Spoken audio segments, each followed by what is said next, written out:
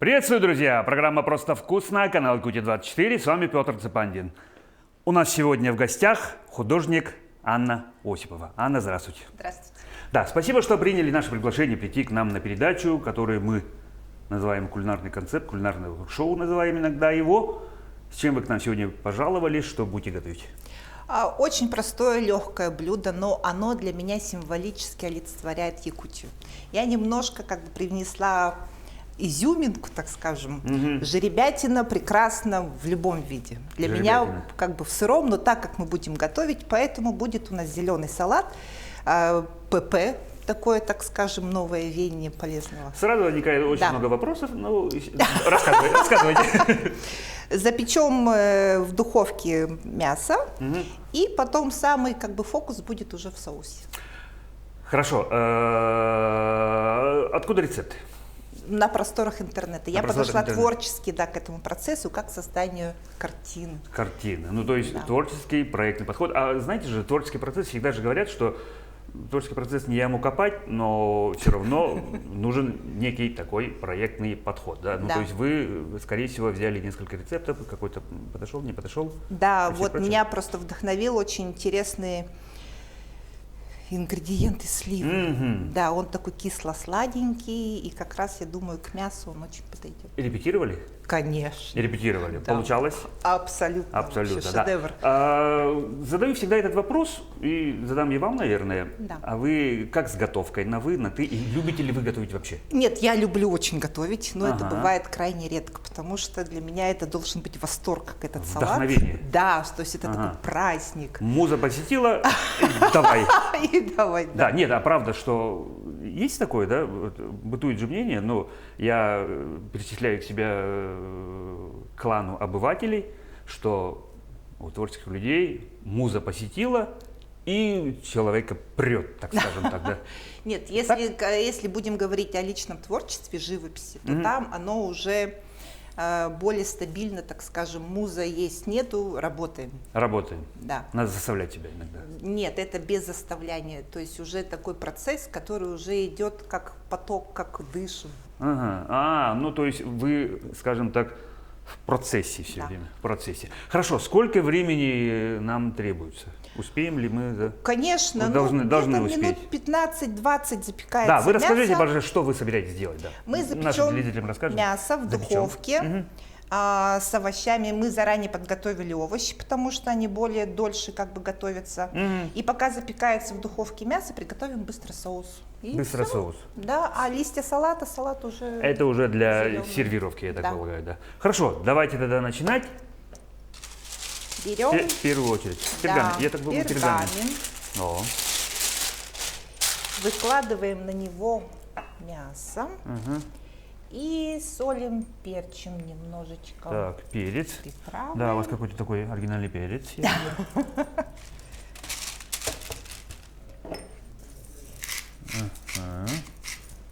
С обеих сторон.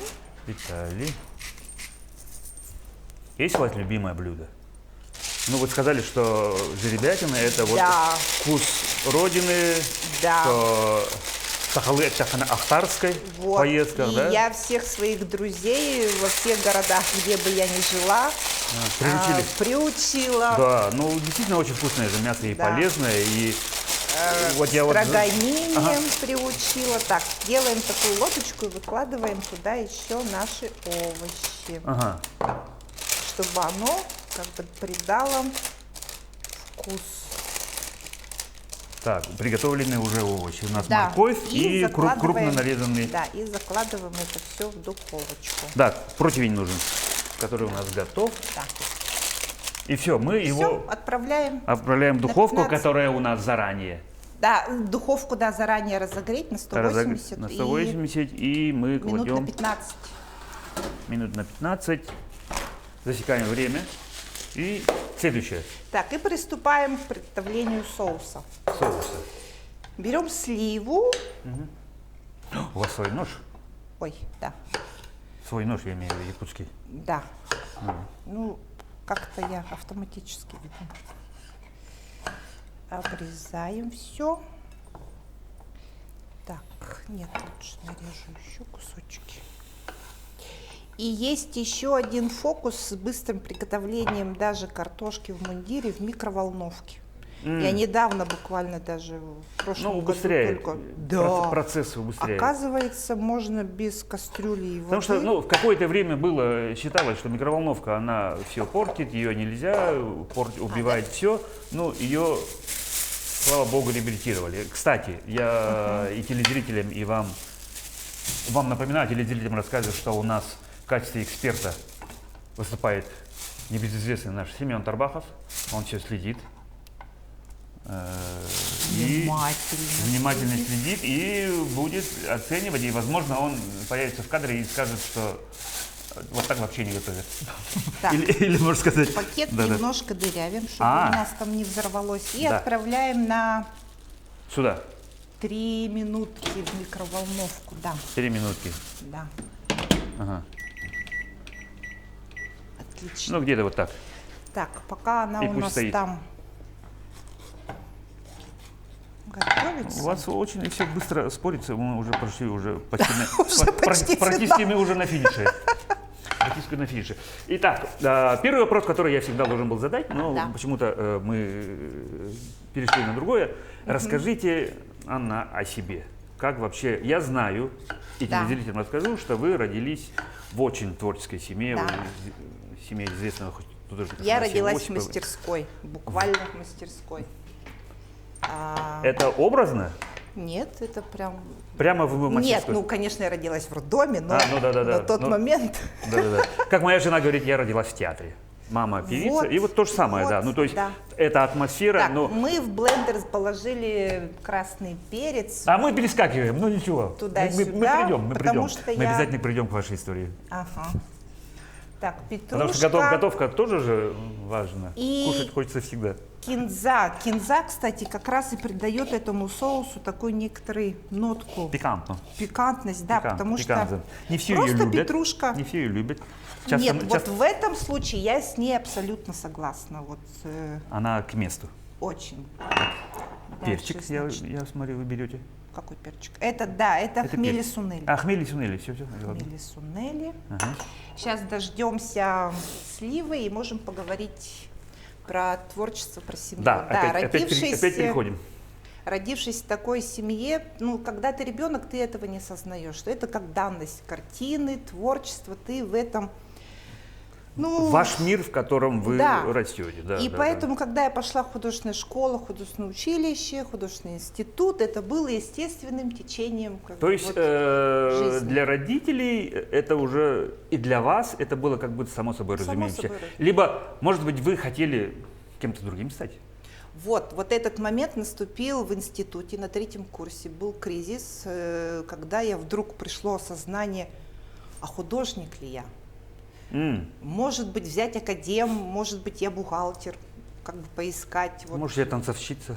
Или, может быть, я спортсмен? Нет, хореографически нет, потому что в детском возрасте я 1 год отучилась, и споткнулась об сольфеджио. Вот это все. В смысле, как споткнулись? Было. Сольфеджио, не сложились у меня отношения с сольфеджио с этим, да. И на 3-м курсе института я встретила свою большую любовь, с которой потом у нас семья, ребенок.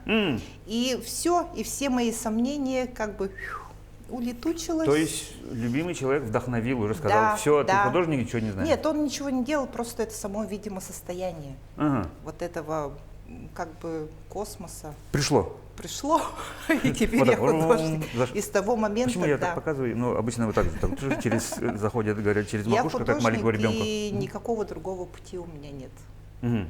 Вы начали рисовать. Точнее, вы рисовали, наверное. Осознанно. Теперь уже осознанно. И тогда же в этот период случилась моя первая поездка с Афанасием Николаевичем в горы. И это была поездка знакомства не только как работать на пленэре в условиях таких трудных, но это была такая школа выживания. Потому что в том числе? Быт и все прочее? Да, 97-й год. Нас завезли на Урале куда-то в глушь. Никаких ни спутниковых телефонов, ничего. Просто договорились, что мы за вами обратно приедем условно через неделю. Да. Продукты оставили? Нет, ну, конечно. Или так, вот ружье, там иногда зайцы И бегают. есть фотография, да, где я с ружьем на одном плече с этюдником. Потому что я знаю эти места, там и медведи, и дикие Да, звери ходят, и с мало ли. холстом, вот с таким огромным холстом, и идешь вот с холстом наверх, потому что тут кустарник, и не дай бог, ты как бы зацепишь свою живопись. И драгоценную. испортишь. Да. Да, колючий. Да, вот. Провокационный вопрос. Какая оценка у вас была по ИЗО? А в школе вообще вызывали папу в школу, потому что я не рисовала в школе. У меня было... Говорили, вот вы художник, а... Да, так и говорили. Серьезно? Серьезно, Ну, да. советская школа, она И, такая видимо, поэтому жестковатая. меня отдали в художественную школу. Что вы научите. Нет, серьезно, какая оценка была? Ну нет, в школе-то в художественной уже как-то оно пошло нормально, то есть там педагогика уже поставлена, опыт имеется с такими детьми работать. Да. Я не могу не спросить такой вопрос. Да? Умение рисовать, все-таки это техника, мелкая моторика, или вы не согласны с этим? Это умение рисовать, это чувствовать... Чувствовать, да. Задачу. Ну, то есть, если у тебя натюрморт, то ты должен уже видеть глазомером перспективу, соотношение, да, вот этот да. воздух между А вами. этому можно научить? Любого Можно, человека? можно. Ну, то есть сносно рисовать, я знаю, что есть всевозможные Да. сейчас курсы, Да. техники, В том интернет, числе онлайн. я вела, когда да, жила да, в да, да, да, Красноярске, я вела свою студию. Были люди нулевые, приходили, первый раз карандаш брали в руки. Ага. И там такие шедевры через год, я аж сама такая. То есть в каждом человеке творческое начало, оно есть. Это зависит только от тебя. Да. Вот Ну, в захочешь- школе все равно каждому ребенку дают задание на 8 марта «Нарисуй маму». Да. И показывают рисунки, скажем так, там 90% схожесть уже. С детьми Да. немножко другая ситуация. То есть ребенок пока еще неосознанно не начал как бы воспитываться, это примерно до 4-5 лет. У него прямая связь вот с этим космосом. Он рисует как вот данность. Вот так есть и все, безоговорочно. А потом, по мере воспитания, он хочет сделать как красиво, как надо. То тут уже такой переломный момент, и когда ко мне То обращаются... есть уже по неким шаблонам уже, Да, да? когда ко мне обращаются, научите ребенка рисовать. Я говорю, вот это мне надо учиться у ребенка рисовать. Его искренности и естественности восприятия вообще всего окружающего мира.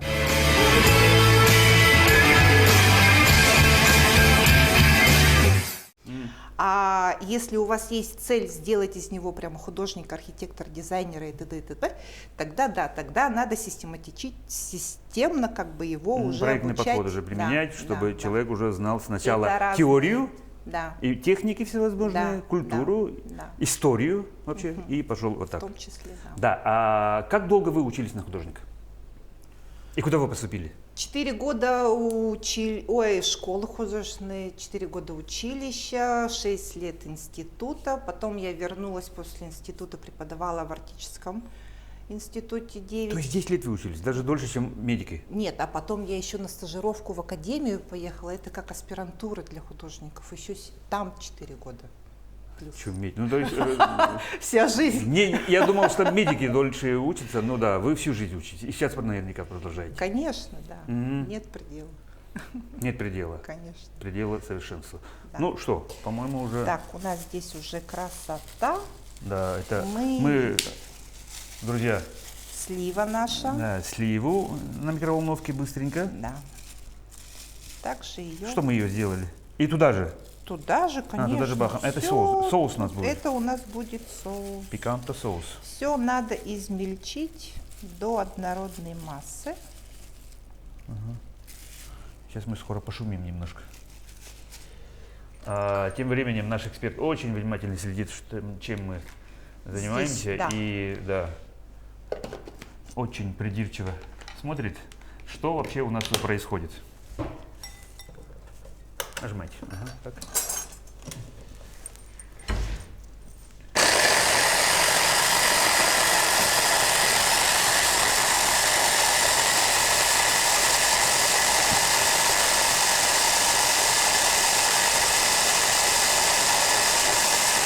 Очень красивый цвет получился. Да, абсолютно согласна. Я бы сказал, художественный. Ой, подождите, листочек там не да. Еще чуть-чуть? Да, еще. Еще чуть-чуть.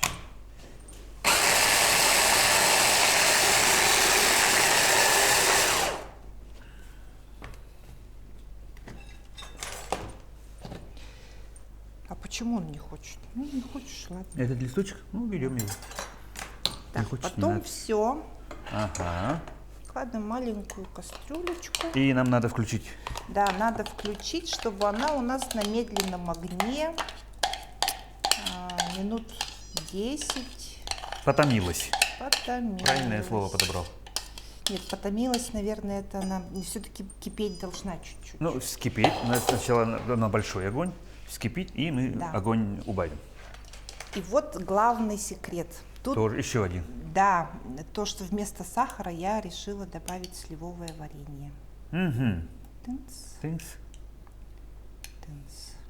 Вместо сахара, я вот понимаю, вы говорили ППшное, Да, а да, тут да, вместо да. сахара как раз сказали.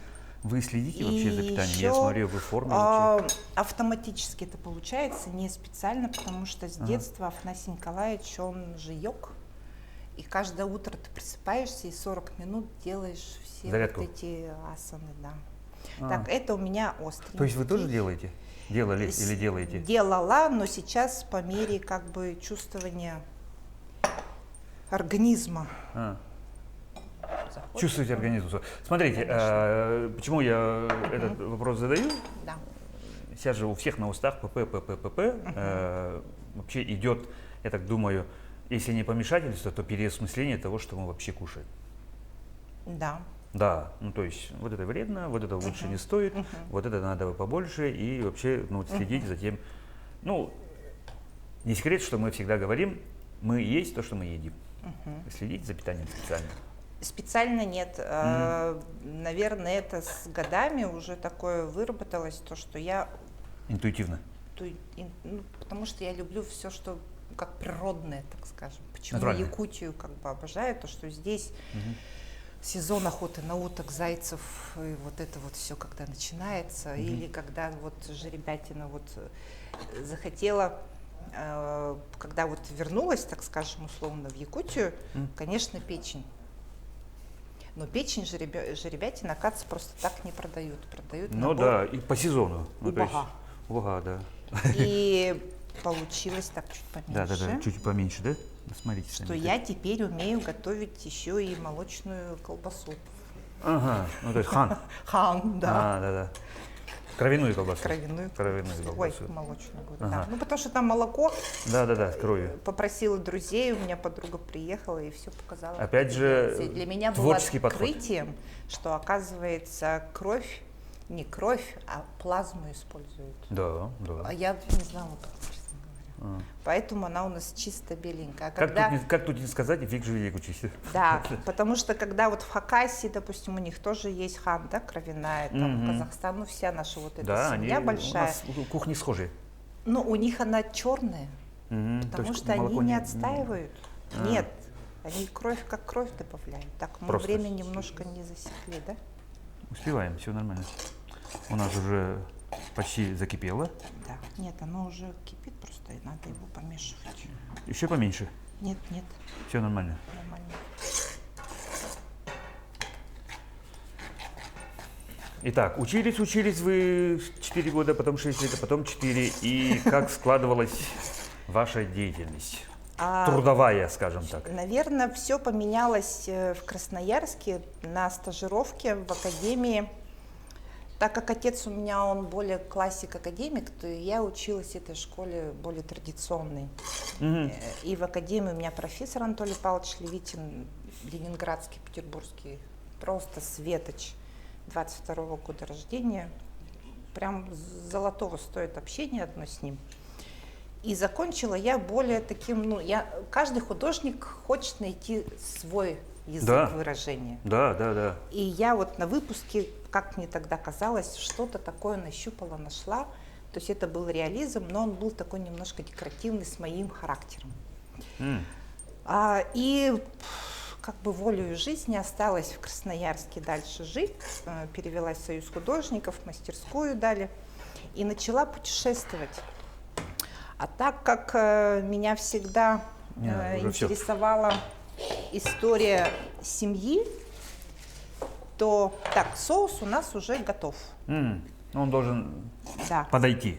Да, подойти. Чуть-чуть постоит. И я так думаю, у нас уже и мясо, скорее всего, готово. Та-дам! Мясо 15 минут. Да. Вытаскиваем наше мясо. Отлично. Да. Очень красиво. Перфекто. Так, а теперь... Следующие манипуляции. Да, что вы еще собираетесь делать? Я хочу их как бы для салата их уже нарезать такими слайстиками и чуть-чуть поджарить корочку с одной стороны. Корочку сделать? Да.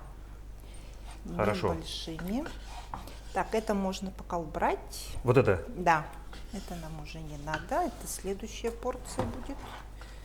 Так, это мы поставим, значит, сюда. Соответственно, я так понял, надо уже... Да, сковородку разогреть на самый-самый сильный огонь.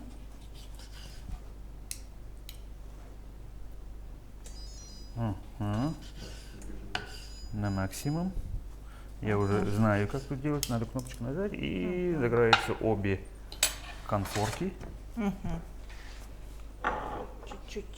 Чуть-чуть масла, да, чтобы не подгорело. И чуть-чуть подождем. Итак, вопрос такой, о выборе именно направления. Сколько вообще, наверное, великое множество. Я знаю, есть классицизм и, кажется, все. Модерн. Импрессионизм, да. Эпоха Возрождения, это да Винчи. Ага. А вы в каком направлении? И вообще, как, художник учится, да, он понимает, что он что-то уже умеет на каком-то этапе, свой путь, свой почерк. Да. А у меня же сложилось, что я в Хакасии столкнулась как бы буквально с историей, потому что там все петроглифы, вся вот эпоха скифов, она вот налицо в доступности. Это у нас в Якутии надо вот заряжать целую экспедицию на самолете, потом еще на самолете, потом еще на вездеходе, потом еще на катере. А там уже, территория поменьше, конечно, и удобство то, что сел в машинку и доехал куда хочешь.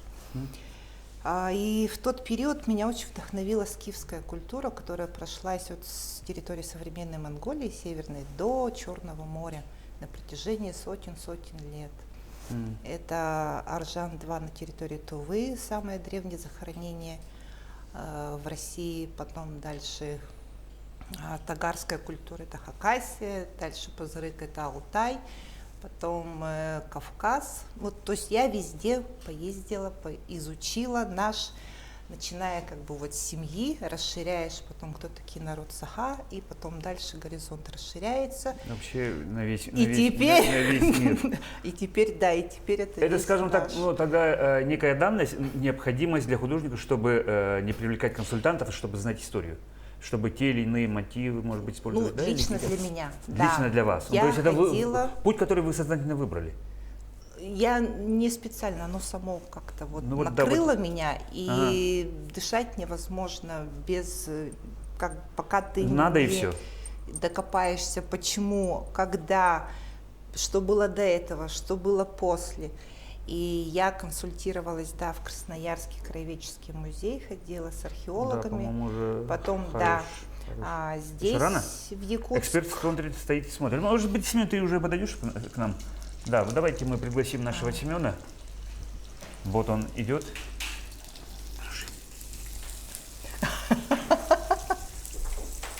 Так, привет. Всем привет. Да, я вот за вами наблюдал. Да, очень часто. Мы видели. Мясо очень хорошо приготовилось. Мы сейчас, получается, даем такой колер. Да. Колер. Да. Мне вот салат понравился тем, что он, выбран, с одной стороны, тоже интересно, потому что тут мы, получается, наши ингредиенты используем. Местные. И мне очень понравилась интерпретация, работа со сливой, с острым немножко соусом, специи, да. И, например, ну, в ресторанах или вот, да, можно еще добавлять соус такимари, это тоже на основе вот уже слив. Уже готовый. Да. А тут мы ничего, мы Да. тут сами. А вы сделали точнее, они сами, сами. получается. Да, Это да, очень да. хорошо. Не знала об этом. Да. Уже, по-моему, это уже- получается, то, Не-не-не. что Нет, и нет, да. даже текстура, и вообще цвет очень хороший получился. Я вот про цвет сразу сказал, что Да. я хотя и дальтоник, но Мне я вижу, очень что это нравится. клево. Да. Я уже Красный, примерно зелёный. ощущаю эти ароматы и очень, я думаю, в предвкушении все это попробовать. И думаю, что, в принципе, колер можно даже и с двух сторон отдать. Ничего страшного. Ну Так хорошо. будет даже вкуснее. О,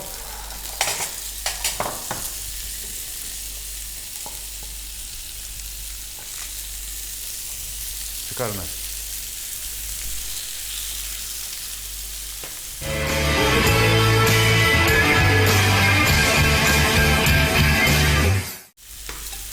Тем более, наше мясо, вот жеребятина, под этот такой салат интерпретированный очень хорошо подходит.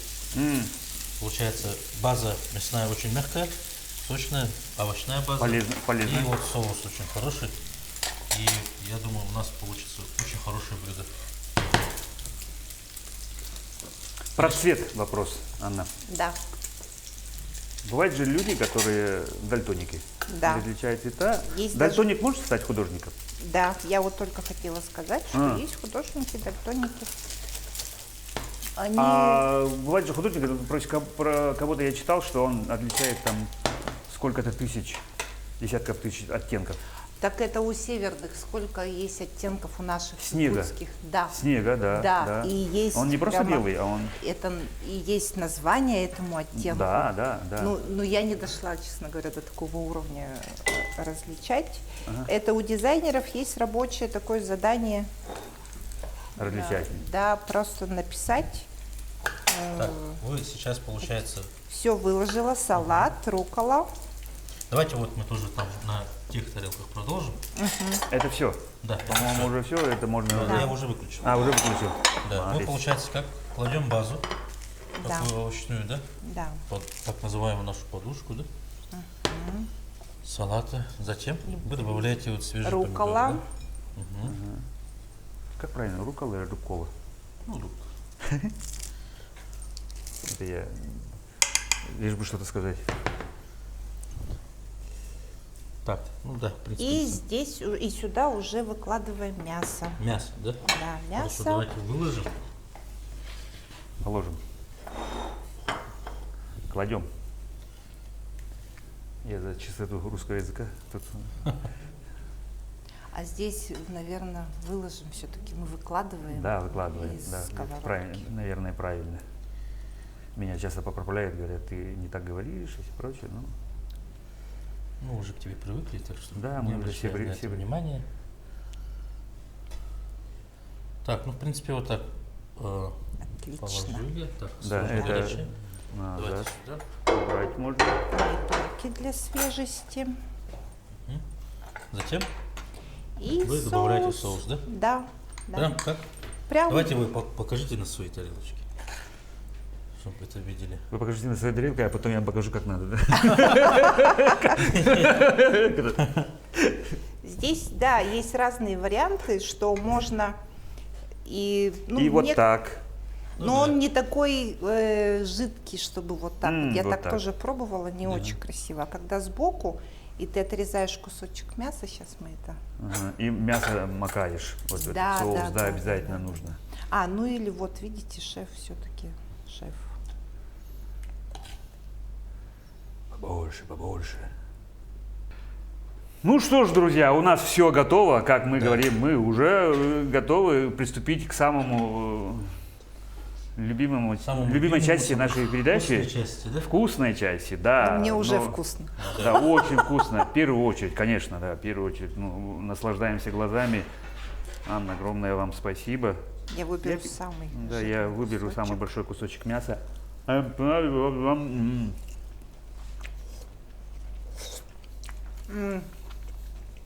Пусть скажет шеф.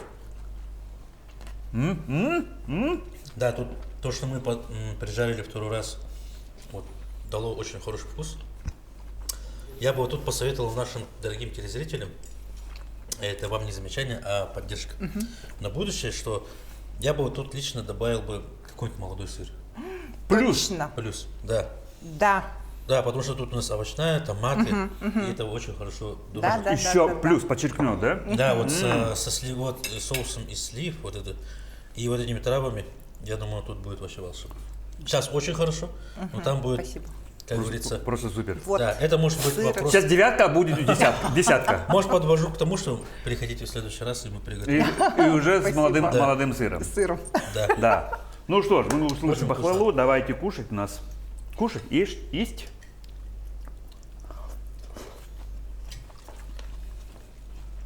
Да, отлично, мне очень нравится. Я тоже думаю, что супер. Спасибо за салат. Я тоже Ну, довольна. хорошо, я иду дальше. Да, у шефа много дел. Да. Спасибо Спасибо. большое, Сима. Да, Анна, у нас еще времени осталось. И Настя, пожалуй. да, о выборе и нахождении собственного почерка. Как все-таки это рождается? Скажите, пожалуйста, вкратце. Рисует человек, ну, можно же действительно в любом направлении, в каком-то рисовать. Авангард, модерн, там, Да, ну учитывая то, что еще и направлений великое множество. вот. И когда ты обычный художник, академист, классическим путем ищешь как бы выражение свое, и вдруг тебя как бы захлестывает этот океан нового видения, то нет средств в реализме, чтобы это выразить. Поэтому я подключила туда уже символизм.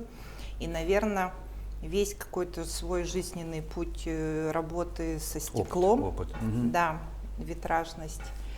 И через символы, через какие-то аллегории, наверное, уже сейчас прокладывается мой творческий язык. Некоторые искусствоведы его называют неоархаикой. В Петербурге, в Арарте, когда у меня была выставка персональная, Назанский назвал это магическим реализмом. Мне очень понравилось. Магический реализм. Да. магический Новое уже реализм. какое-то такое, да, придумали? Да. Потому что я пытаюсь как слой на слой показать единую нашу историю через историю многих народов в ключе какой-то вот идеи. Какая главная задача все-таки художника, чтобы человек увидел картины и... И каждый выносит свое. Сколько бы у меня выставок не было в Красноярске, Петербурге, Москве, то есть каждый зритель все равно у него как в зеркало смотрится, и он выбирает то, что у него сейчас внутри. Ну, в любом случае, да, Да. через собственную проекцию, через Через свою призму, через диалог. собственный И- жизненный опыт, он думает, что И хотел когда я сказать. веду уже экскурсию, рассказываю, что я закладывала в эту работу, то тут возникает уже диалог, когда он еще раз по-новому уже смотрит на этот мир. Я про то, что мы все одна большая семья на Ну этой да, планете Земля. Но вы же все равно вкладываете какой-то свой язык, какой-то свой посыл в каждую свою картину. Да. Ну вот мы с вами вчера встречались до передачи, обсуждали. Я вам вольно свое видение. Да, Да. Я помню, что вы начали смеяться, как первый раз человек такое говорит, но видите, больной разум. Или как? Нет, это нормально. Это нормально? Все хорошо. Просто если я рисую что-то страшное, то человек в буквальности воспринимает это как страшное. Ну, в первую очередь, да. Ну, то есть, Да. в первую очередь, что ты видишь некий А потом, образ. когда я объясняю, почему оно страшное, то есть это не страшно, это наоборот, то есть чтобы отпугнуть страшное, надо создать еще что-то более страшное. Ага. Это очень ярко выражено в буддийской, допустим, да, культуре, когда у них проходят очень большие празднества, и они все в этих наоборот, они страшных- драконы Да, страшные, эти да, маски да. и все прочее. И все вот эти злые Ага. духи, Духи, они да. наоборот прочь все. То есть это картина. Типа как своего рода как такой щит-оберег. Вот, Да. эта вот картина, она как оберег. Ну, если условно, Если условно. да. Хорошо. А есть ли у вас, ну, скажем так, не кумир, а может быть любимый художник? Чурлёнис. Чурлёнис. Чурлёнис, да, посмотрите в интернете. И как я сейчас в Якутске приступила, почему я приехала в Якутск? Следующий был вопрос мой, но вы определили. Да. Ну, хорошо. мы про Рассказывай. Чурлёниса просто начали, и я просто вспомнила Андрея Савича Борисова. Он меня пригласил, сейчас строится новое здание филармонии, артический центр РПС и искусств. И он пригласил меня для выполнения всех... Народе арктический центр, и Олонхолен называют. Ага, Да, все росписи, вот фойе, огромная роспись, потом по всем локациям по спирали. И когда я выполнила все эскизы, было собрание, как бы утверждение всех этих эскизов, Андрей Исаевич сидел, это мне напомнило Чурленец. И у меня прям как, вау, сердце медом, да, такое, вот это, да, то есть мы с ним, просто попали друг, то есть, да, в одном русле, я его почувствовала, и он увидел, что я им, выразила то, что он хотел. А история от зарождения человечества, что уже на том этапе мы все были уже переплетены. Все, даже вот когда я сделала шишкинские писаницы, да, в Верховье Лены, и то, что у нас на Чукотке петроглифы, есть такие же на территории Монголии. То есть здесь уже, когда видишь эту связку общую, просто поражаешься еще с древних времен, как бы древний не сидел на месте. Все вот на диагонали, поперек, верхний, все исхожено. И далее, когда движемся по концепции вот этого центра, уже как раз под крышей Лонхо собираются все эти культуры. То есть наш Аллукмас, как Эва, древо жизни. Все как-то вот так, как пазл складывается. Да, энергия, которая вообще объединяет нас и с прошлым, настоящим, будущим, и в космосе, и в пространстве, и во времени. И такой вопрос. Я знаю, что все эти эскизы утверждены, что вам предстоит очень-очень большая работа, очень сжатые сроки. И тут вопрос такой. А если вдохновения нету или такого нету? Все равно же творческий процесс не яму копать, а вам говорят, до обеда надо сделать, ничего не знаю. Делаем. И сделаете. Конечно. Где вы находите вдохновение, Конечно. как вы находите сил и как вы отдыхаете? Вот. С этой миссией уже вся команда уже просто настроена, что уже выложится по полной программе, чтобы это жило на будущее поколение вперед. То есть это действительно миссия, которую ты должен выполнить, несмотря ни на какие трудности, как бы. То есть у вас еще и навыки менеджмента? То есть вы сказали команда, то есть наверняка же вы не будете с утра до вечера одна рисовать? Нет, конечно. Да. Дизайн-группа Ярк, которая вообще занимается этим проектом, который меня, собственно, пригласили, они набрали большую группу художников якутских, которые в опыте работы на высоте. Условно, ты рисуешь ногу, ты рисуешь руку, ты рисуешь живот. А я возьму голову, нарисую глаза. Можно и так сказать. Это я как обыватель, опять же, говорю. Чтобы одновременно и... Короче, вот отсюда, вот до сюда красным просто закрасьте, пожалуйста. Я желтым потом уже доделаю. Конечно, да. Типа такого, да? Мастер, подмастерье, там все. Понятно, да. Ну что, да, я хочу вам пожелать, конечно же, творческих успехов, да, в вашем очень нелегком труде успехов. И у нас такая добрая традиция, пожалуйста, Анна, вот на эту камеру, пожелания для наших телезрителей. Очень рада вообще снова вернуться, окунуться в культуру и набраться сил с родных мест. Первым делом, конечно, съездили в Горную Луз, поклонились нашим прапредкам с семьей. И буду рада видеть вас на своих выставках. Сейчас в салоне Керге проходит моя выставка Алмоса 8. Отзывы. Приглашаю всех. Друзья, я еще раз скажу, что у нас сегодня была художник Анна Осипова. Анна, еще раз вам огромное спасибо за очень-очень интересную беседу. Я вас, наверное, своими такими глупыми вопросами не заставал врасплох, но за то, что вы дотошно так интересно все объясняли, еще раз вам огромное спасибо. Очень еще дополнительное спасибо за творческий подход и то, что действительно очень вкусно получилось. Друзья, а на этом мы с вами прощаемся. Как мы здесь все время говорим, ешьте, как мы, просто вкусно и будьте здоровы. Всего доброго, друзья. И будьте здоровы. И ешьте, как мы, просто вкусно.